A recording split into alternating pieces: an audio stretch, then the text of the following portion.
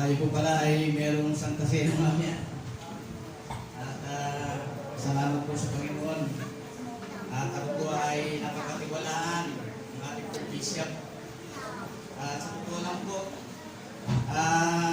mahirap pong tumayo sa harapan ninyo kasi hindi po ganun kadali yung pagdadala ng salita ng Panginoon kasi amin pong inaalala yung mga bagay na balansyado, yung pag-uusap upang hindi magdala ito ng mga bagay na siyang magbibigay sa atin ng kahinaan, kung hindi higit sa lahat ang salita ay magbibigay sa atin ng kalakasan. Yan. Kaya ngayon pong umaga, kung handa na po kayo at kayo po ay may mga dalang Biblia o nandiyan sa inyong mga cellphone, isang talata lang po yung ating po babasahin. Sabi rito sa Matthew 6:33, ito po kasi ay nire-remind ko lang para sa ating po lahat. Alam po, ang bawat isa ay marami pong nakakaalam, marami pong nagbabasa, at ito po ay talagang memoryado ang bawat isa. At ayos ko rin po na sabihin na itong talatang to ay pwede nating himayin. Ang sabi ko dito, kung kayo handa na, ngunit pagsumititan ninyo ng higit sa lahat ang pagharian kayo ng Diyos at mamuhay ng ayon sa kanyang kalooban at ipagkakaloob niya ang lahat ng kailangan ninyo. Kayo po ay naniniwala sa 6:33 ng Matthew. Pero meron po tayong aalamin sa ating po mga buhay. At gusto kong sabihin, bago ata natin talakayin ito, yung Matthew po mula sa chapter 4, 5 hanggang 6, nung si Jesus Christ ay nagkatawang tao at siya lumaki, nagpasimula siyang magministeryo, tinawag niya muna yung apat na alagad. Pangalawa, sa kanyang pagtawag, marami siyang itinuro sa mga tao. At higit sa lahat, ang tinuturuan niya ay mga alagad na handang sumunod sa kanya. Okay? Kaya dito po, titignan po natin, dito naman sa chapter 6 ng Mateo, verse 33, maliwanag po ang sinasabi, ngunit pag sumakitan ninyo ng higit sa lahat na kayo po ay pagharian ng Diyos. Yan po. Ang tinutukoy, pagharian. Gusto ko sabihin, marami pong mga tao, buti na nga lang, dito tayo at tayo nagrito at nakikinig ng salita ng Diyos. Marami pong mga tao, higit sa labas, nung si Jesus Christ ay nangangaral, gusto ng mga tao na mapakinggan yung pangangaral ng ating pong Panginoon. Pero ang hindi mangyayari sa maraming tao na nakikinig sa Kanya, hindi sila napaghaharian ng Panginoon. Gusto lang sila makinig, at pagkatapos ng mapakinggan ang mga bagay na ito, pumasok sa kaliwang tenga, lumabas sa kanang tenga.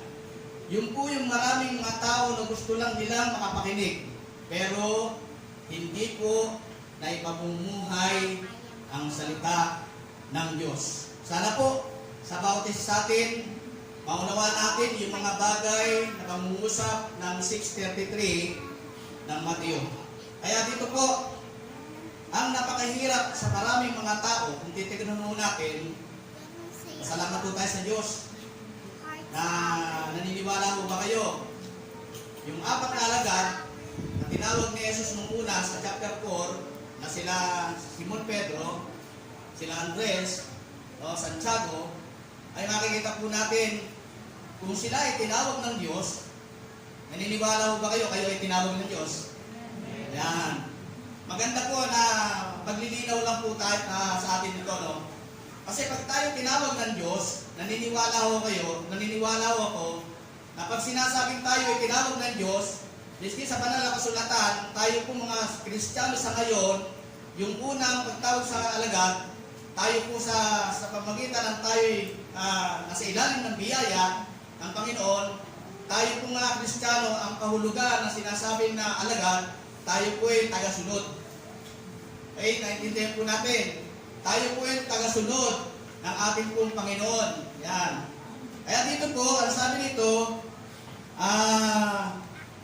nung si Jesus ay nangungusap at siya nagturo sa mga alagad, dito po ay pamagatan mo natin, unahin mo ang Diyos. Yan po yung ating pamagat. Unahin mo ang Diyos. Yan, buti na nga lang mo. Anong ibig sabihin pag inuunaw natin ang Diyos? Higit sa lahat. Sabi dito, higit sa lahat. Maging sa ating pong buhay ay nakasentro ang ating pong isipan sa mga bagay na pang Diyos. Nakasentro ang ating pong isipan sa mga bagay na pang Diyos. Gusto kong maging malinaw, ano? Pag sinasabi natin nakasentro sa mga bagay na pang Diyos, unang-una, ang ganda po yung announcement po natin kanina. Naniniwala po ako. May tatalin sa ating mga puso. Unahin ng Diyos, nakasentro ang ating isipan sa Diyos, at ito yung dapat mangyari sa buhay ng bawat isa. Yan. Mangyari. Ano po ang ibig sabihin? Kapag sabi nito, unahin natin ang Diyos, Sabado pa lang. Sabado pa lang. Yung araw na yon, preparado na ang ating mga sarili. Preparado na ang ating mga isip. Preparado na ang bawat kilos natin para sa ano? Para sabihin natin, masabi ng Panginoon sa ating mga buhay, totoo nga, na inuuna ako ng aking mga alagad. Inuuna ako ng mga mananampalatayang Kristiyano. Yan po. Dito po kaya sinasabi na unahin natin ng Diyos. Ang tanong, yan. Ano-ano mga nagaganap sa kabila ng nais ng Panginoong Jesucristo ay unahin siya. Pero, ang sabi nito, bakit hindi nagaganap sa maraming tao? Hindi nagaganap sa maraming tao. Minsan po, sa mga Kristiyano na po, hindi minsan nagaganap eh. Yung kaya sasabi dito yung 633, kailangan maibukas, malaman po natin ang isang katotohanan na talagang yung gusto ng Panginoon sa buhay ng kanyang mga alagad ay pinakikita, tinuturo ang kahalagahan, hindi lamang basta sa buhay na ito. Hindi lamang basta sa buhay na ito. Meron po tayong ginagawa dito muna bago natin makamtan yung buhay na pangako ng Diyos. Amen? Kaya ulit sabi nito, sa ating pong paksa, minsan nangyayari hindi lamang sa mga tao, kundi kung minsan sa marami na rin mga Kristiyanong nakikinig ng salita ng Diyos. Sasabi nito, ano ang mga hadlang kung bakit hindi mauna ng mga tao na nakikinig ang Diyos sa kanilang pong buhay? Ito po yung una. Ang sabi nito, kung nababasa nyo, sundan nyo po. Verse 24, 6:24 ng Matthew, ang sabi nito, walang makapaglilingkod ng sabay sa dalawang Panginoon.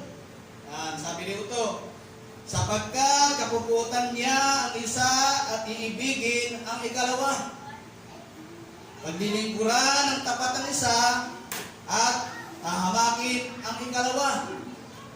Hindi kayo makapaglilingkod ng sabay sa Diyos at sa Panginoon. Ito po ay pinakita. Gusto ko po sabihin sa inyo. Ito po ay pinakita ng Panginoong Hesus sa kanyang mga alagad na tinawag.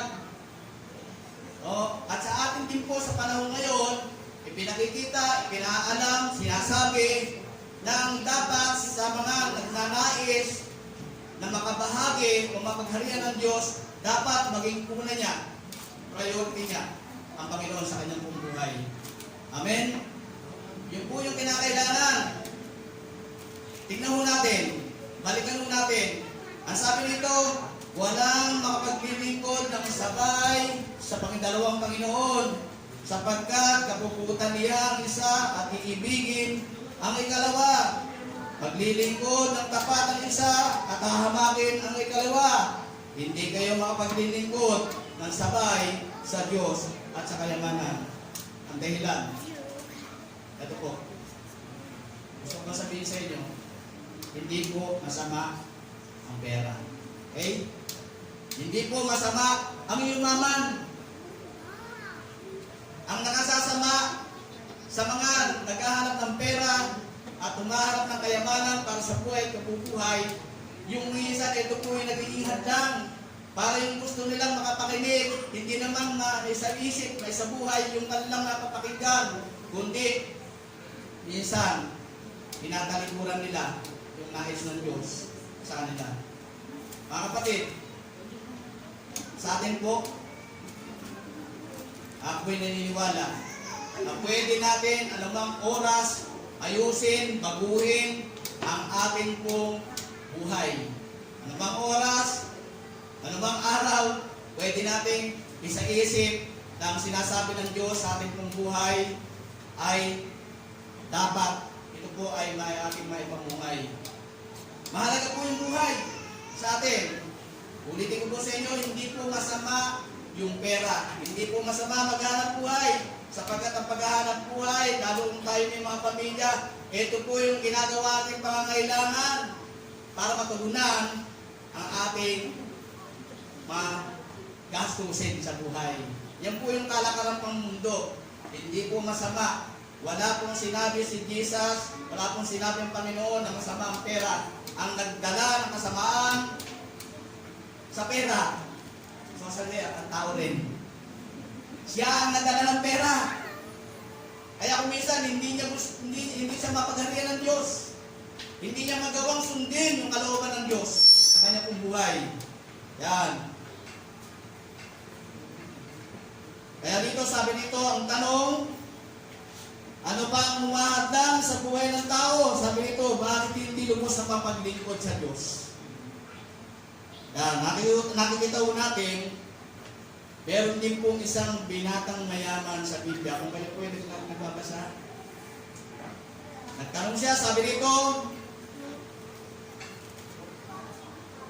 nagtanong ay isang binata kay Jesus, ano daw ang kabutihan na dapat niyang gawin upang makamit yung buhay? Gusto ng binata, makamit yung buhay. Yung kanya napapakinggan, alam niya to eh. Pero sabi ni Jesus, sundin ang mga utos. No, sabi dito, sinabi ng binata, sinunod na niya ang lahat ng mga ito.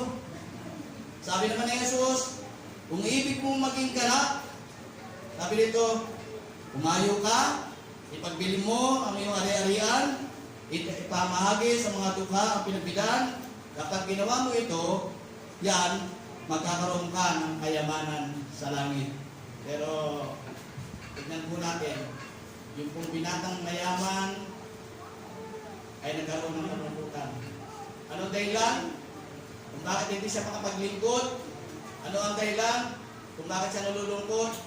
Dahil hinahawakan siya ng kayamanan.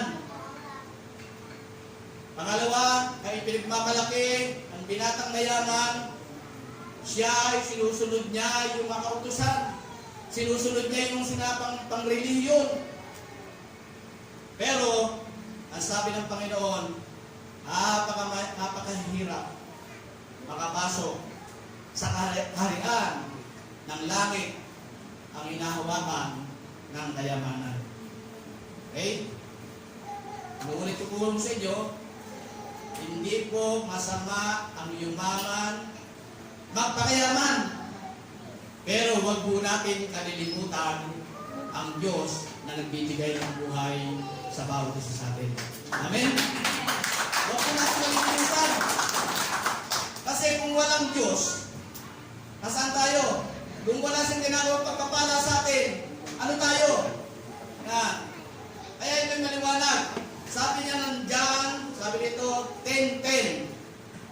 Naparito ang magnanakaw upang pumatay, pumuksa, at mangwasak.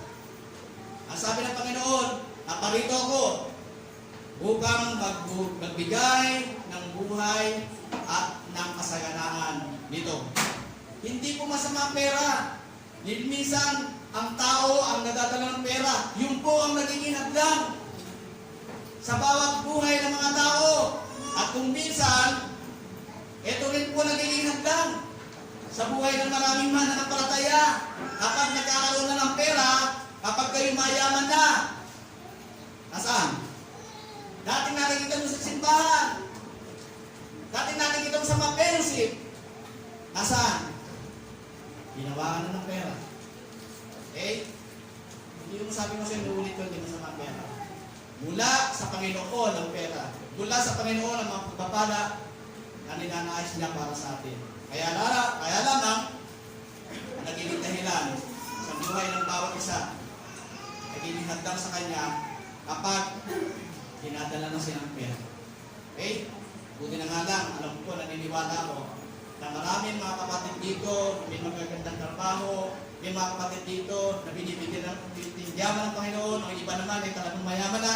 Pero, naniniwala ako, inuunan nyo, inuunan ng bawat isa sa atin ang Panginoon. Bakit andito po tayo? Amen? Yun po yung pinakamagandang bagay. Kapag inuunan natin ang Diyos, pinahalagahan natin ang salita ng Diyos sa ating buhay, naniniwala ako, mas higit na may gagawin pa ang Panginoon sa ating buhay kapag ang Panginoon ang lagi nating inuuna. Okay? Ito po ang kailan. Kaya dapat natin maging aware tayo, maging tapat tayo sa Panginoon.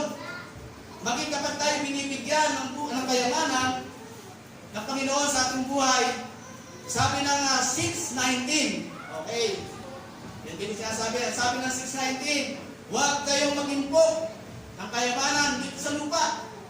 Sapagkat dito ay mayroong mga tanga, hindi po tanga, magnanakaw.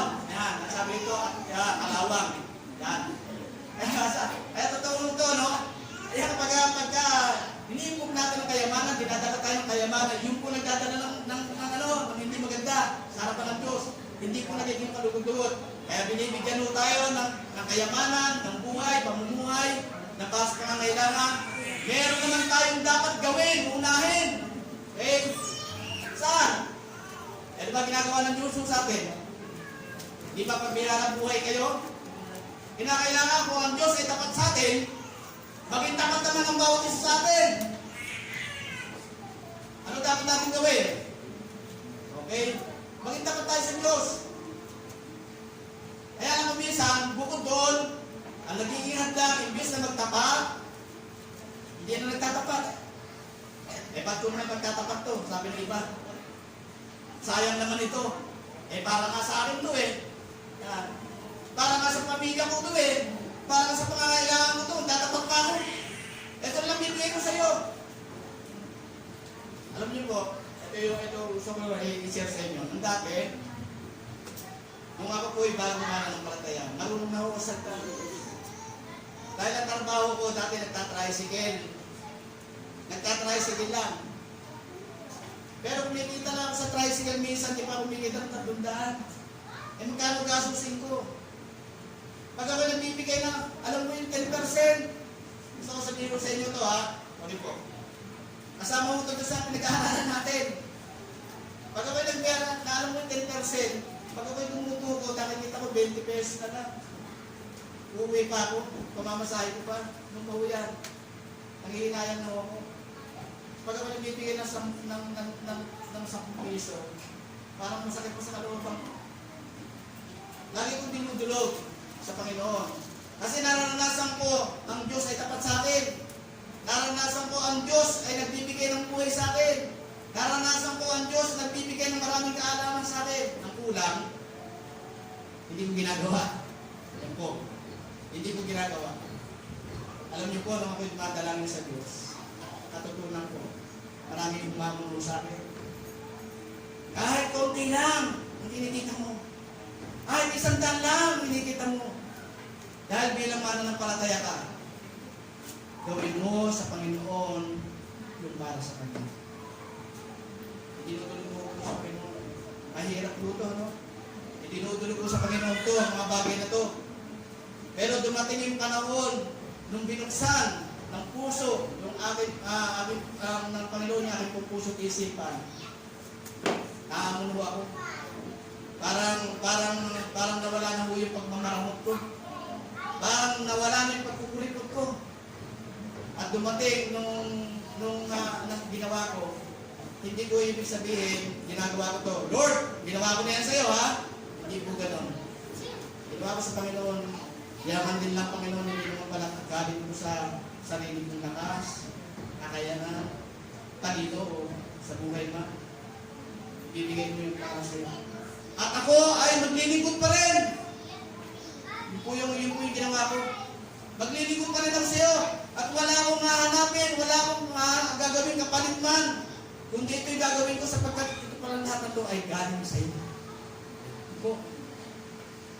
Kung ginawa ko ito, hamon ako na hamon, wala akong inisip.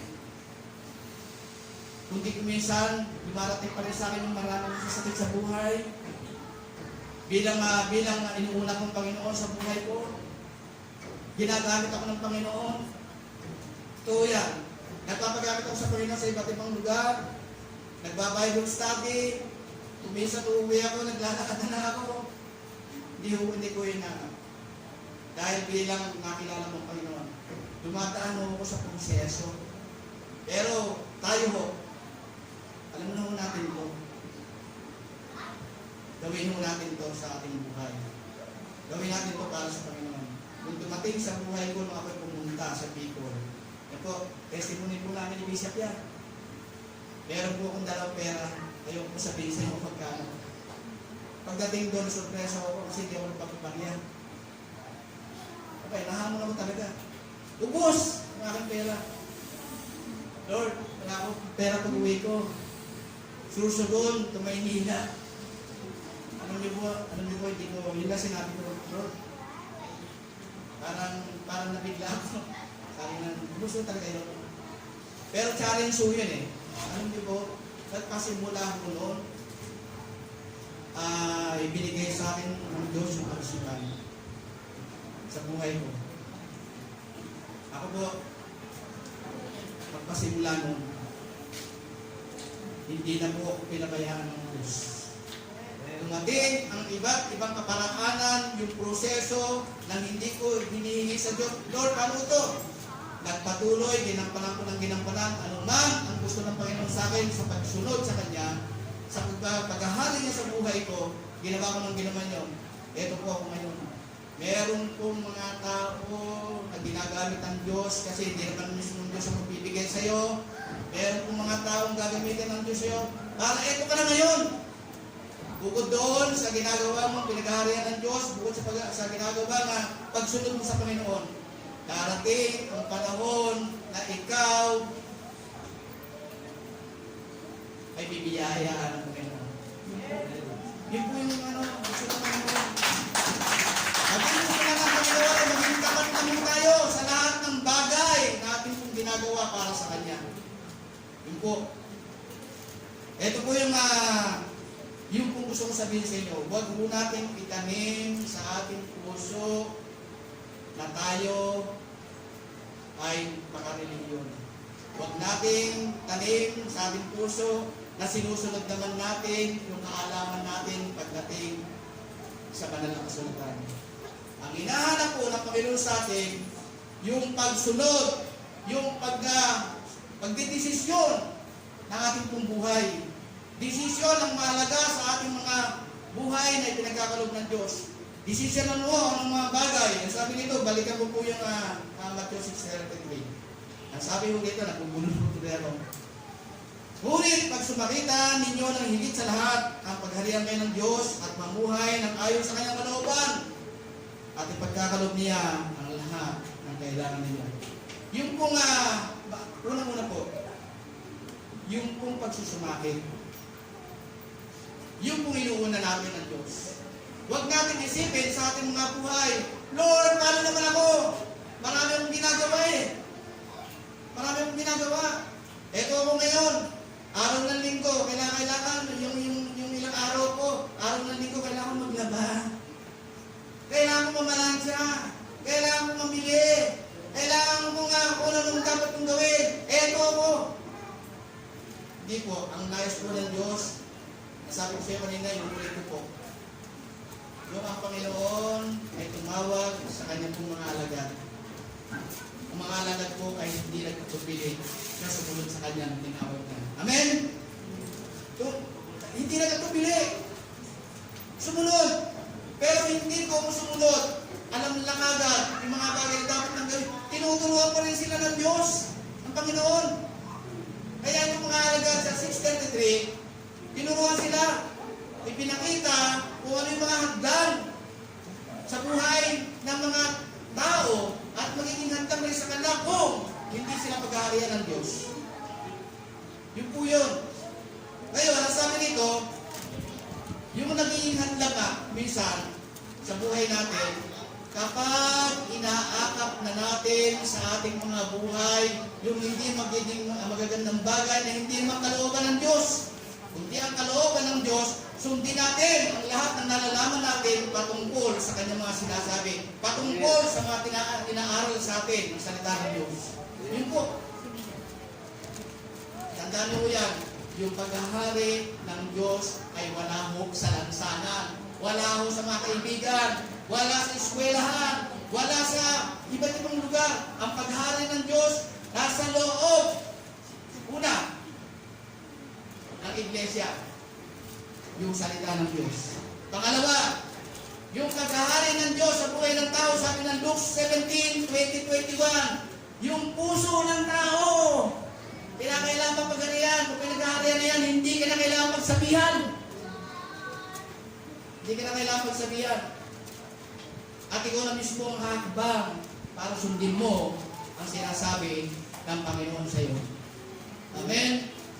Yun po ang kinakailangan. Pangalawa, sabi dito, sa verse 25, ang sabi dito, problema ang mga maling inuuna ng tao. Bakit hindi magawa ng sino man na unahin nila ang Diyos? Ito pa ho yun. Verse 25, pwede niyong mabasa. Ang sabi ulit ito, sinasabi ko sa inyo, huwag kayong mabagabag tungkol sa pagkain, inumin na kailangan ninyo upang mabuhay o tungkol sa pananamit na kailangan ng inyong katawan. Hindi ba ang buhay ay higit na mahalaga kaysa pagkain at ang katawan kaysa pananamit? Alam niyo po ba sinasabi ni Jesus sa mga alagad niya, maging sa atin ngayon? Kasi minsan, ito yung pangalawang hagdan. Yung maraming tao ang nababagabag sa buhay. Ano yung bakit sila nababagabag? Hindi sila kontento sa kanila, sa binibigay ng Diyos sa kanilang buhay. Hindi sila kontento eh. O, kaya bakit?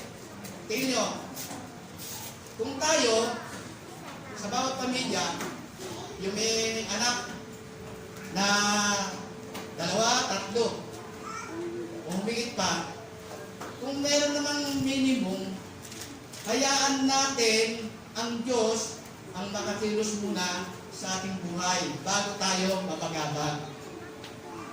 Ito sabi maliwanag nababagabag ang maraming mga tao at minsan sa ibang mga Kristiyano natin kasi nga unang-una ang sinasabi nito kasi ito yung mga gawain ng mga walang pagkakakilala sa Diyos.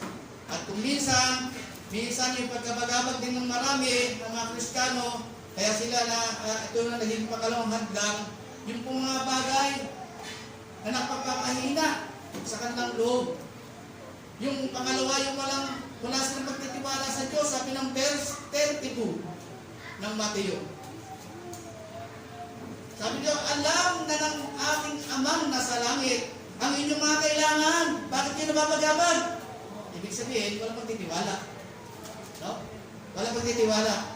Sa atin po bang mga Kristiyano, tayo ba ngayon sa nangyayari sa ating buhay, o bakit hindi tayo nangyayari po sa atin, yung minsan nababagabag tayo. Ang sabi ng Diyos, huwag kayong mabagabag. Alam na ng inyong amang nasa langit ang lahat ng inyong kailangan. Hindi dapat mabagabag, hindi dapat matakot.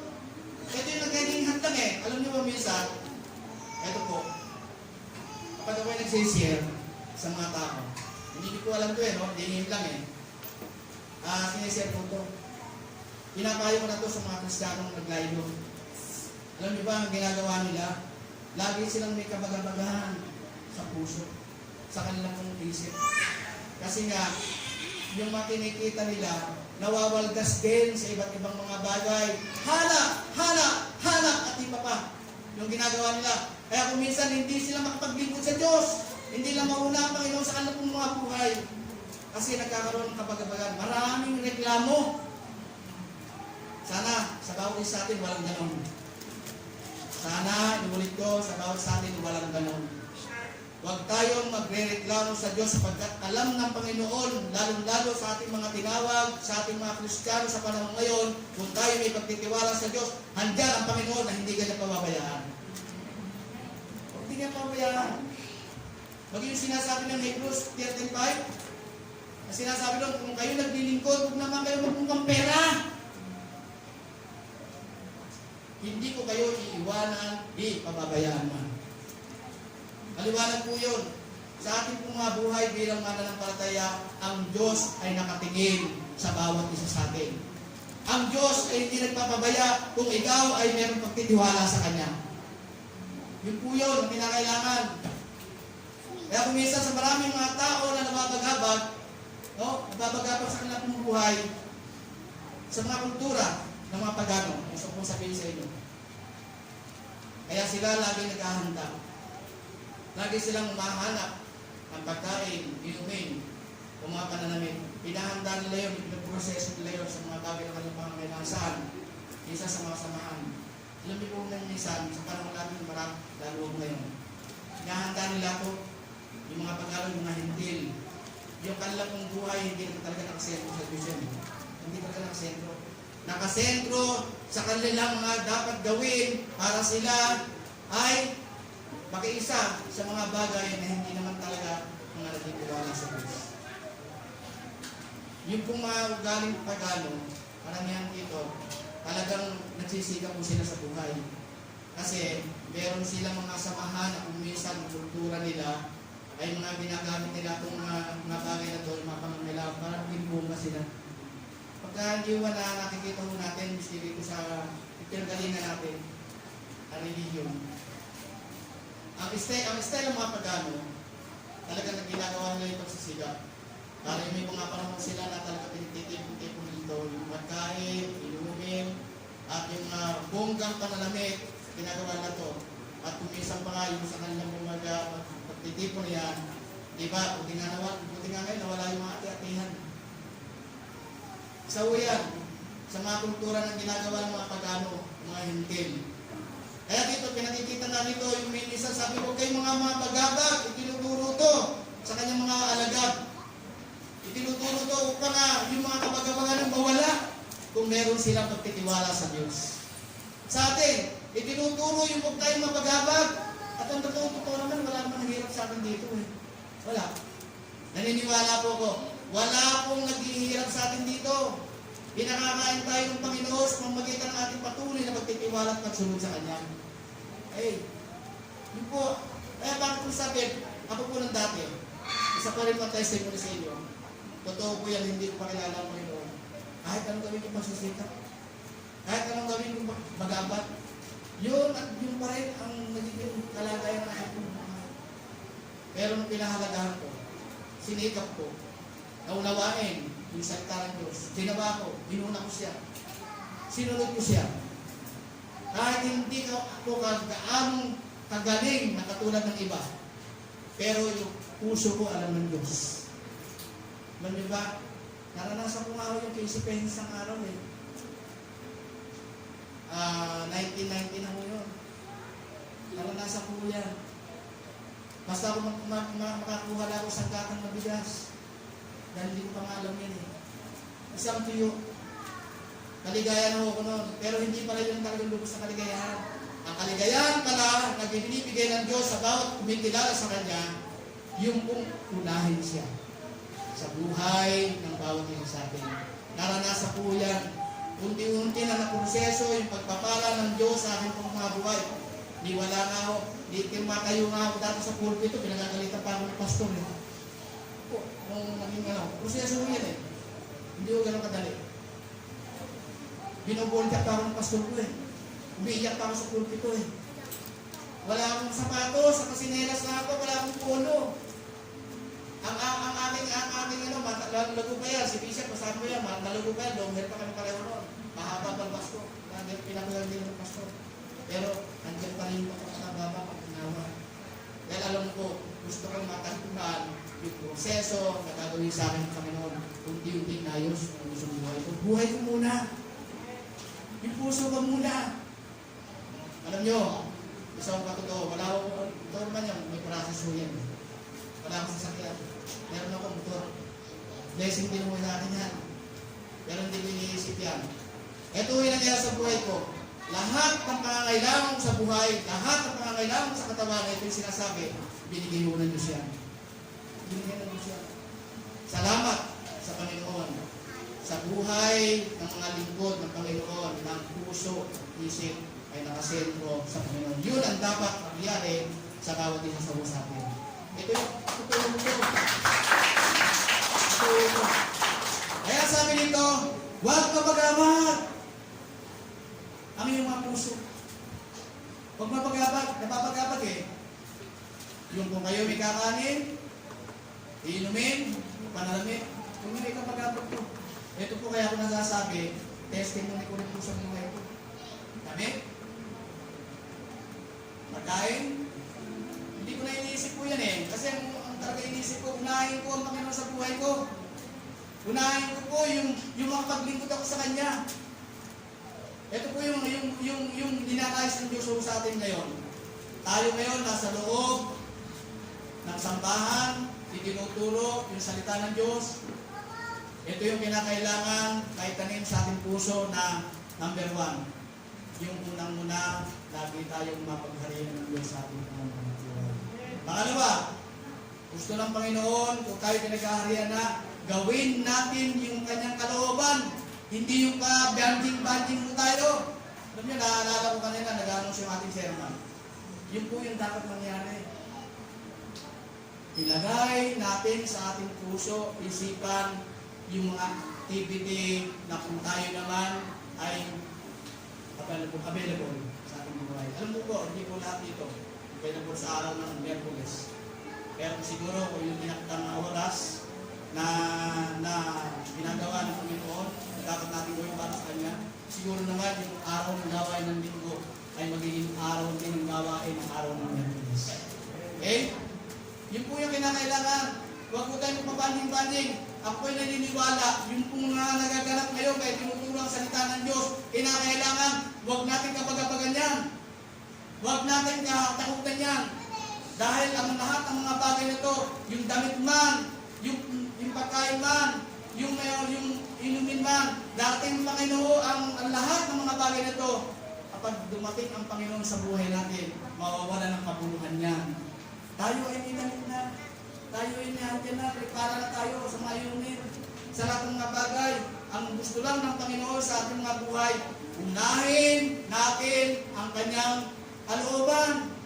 Kalooban niya yung, eto, bukod sa nagtitipon-tipon tayo, kung meron man kayong mga bagay na nais o piling niyo sa Panginoon na anumang bagay na paglingkod niyo, gawin niyo para sa Kanya. Gawin niyo para sa Kanya. Huwag na tayo yung patumpik-tumpik. Ito po yung sinasabi. Hindi lang mo yung sa una niyang mga alagad to. Maging sa panahon natin ngayon. Tayo ay tinawag ng mga nanampalatayang Kristiyano. Tayo rin po sa panahon ngayon yung tinatawag ng mga alagad. Eh, pag-aralan niyo mabuti. Magbasa ho kayo ng Biblia.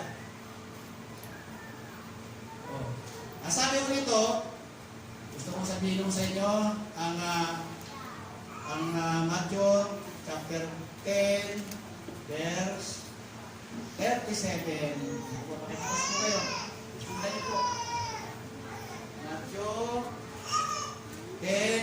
7:37. Sabi nito, ang umiibig sa kanyang ama o ina nang higit sa akin ay hindi karapat-dapat sa akin. Ang umiibig sa kanyang anak nang higit sa akin ay hindi karapat-dapat sa akin. Sabi nito, ang hindi nagpapasa ng kanyang krus ay hindi sumunod sa akin ay hindi karapat-dapat sa akin. Ito po yung tinatawag ng mga alagad. Ito po yung sa panahon natin, mga tinatawag ng mga ng Kristiyano na alagad. Bakit sinasabi ito? Huwag mo kayo open. Ang meaning, ang kahulugan, pwede nyo bang iwanan yung asawa nyo, tatay nyo, sa nanay nyo? Pwede nyo bang iwanan yung mga anak nyo? Paano naman yan? Ang sinasabi mo dito, huwag magbangga, huwag makahadlang ang ating mga magulang sa ating kung gagawin magsunod sa Diyos. Halimbawa, minsan kasi may mga nanay, tatay. Tignan nyo, aproban nyo. Ini-encourage siya sa isama sa bahay-sambahan. Totoo po yung nangyari sa akin. Pinipigil nila. Oh, pumunta ka yan! Born again yan! Ito po yung sinasabi sa utok. Huwag makahadlang yung ating pong tatay, nanay, sa ating pong gagawin paglilingkod sa Panginoon. Okay? Hindi po pwedeng iwanan natin yung nanay natin. Mahal natin yan. Huwag po tayo misinterpret doon. Ang sinasabi ko dito ni Jesus sa kanyang mga tinasabing mga alagad sa atin, huwag maging makahadlang yung nanay mo. Kaya kung minsan naaalala ko yung mga ino-ordinan mo dito eh. So, gusto ko sabihin, yung ino-ordinan dito, ino-ordinan. Minsan, pupulo ako sa isang po kayo.